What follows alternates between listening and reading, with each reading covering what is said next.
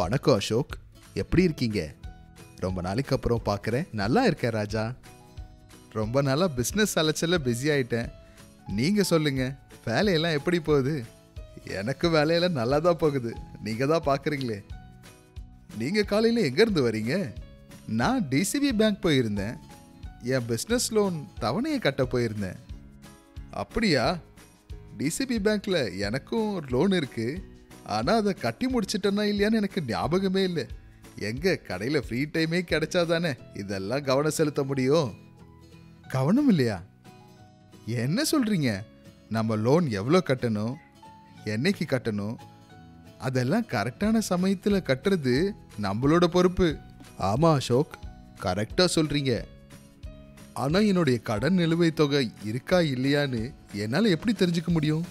தவணையை பற்றி தெரிஞ்சுக்கிறதுக்கு இங்கே நிறைய வழிகள் இருக்கு. ஒன்று, வீட்டில் உட்காந்துக்கிட்டே பேங்க்கோட வெப்சைட்டில் போய் செக் பண்ணலாம். இல்லைனா டிசிபி பேங்க் அவங்களோட வாடிக்கையாளர்களோட பதிவு செய்யப்பட்ட ஃபோனுக்கே தவணை பற்றிய விஷயங்களை மெசேஜாகவே அனுப்புகிறாங்க. உங்களுக்கும் கட்ட வேண்டிய தவணையை பற்றி எஸ்எம்எஸ் வந்திருக்கும், கொஞ்சம் செக் பண்ணுங்க. அப்படியா? ஆமாம், எஸ்எம்எஸ் வந்திருக்கு. இதில் கட்ட வேண்டிய தவணை பற்றின விவரங்களும் வந்திருக்கு. இப்போல்லாம் கடையில் எங்கே நேரம் இருக்கு? கொஞ்சம் நல்லா கட்டிடுறேன். தவணை பணம் கொஞ்சமாக தானே இருக்கு. இது ஒரு பெரிய விஷயமா? பெரிய விஷயம்தான் ராஜா. உங்களோட தவணை பணத்தை செலுத்த வேண்டியது ரொம்ப அவசியமான விஷயம். அதனால நம்மளோட கடனோட கணக்கு நல்லபடியாக இருக்கும்.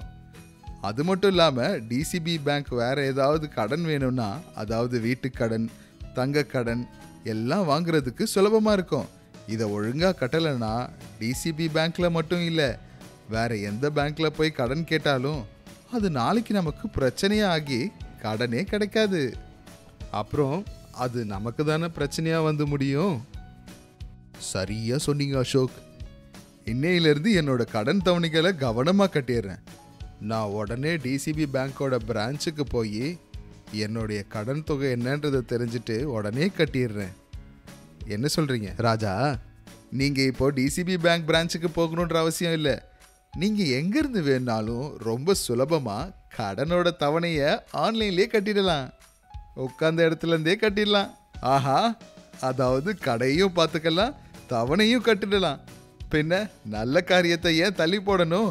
நான் இப்பவே கட்டிடுறேன்.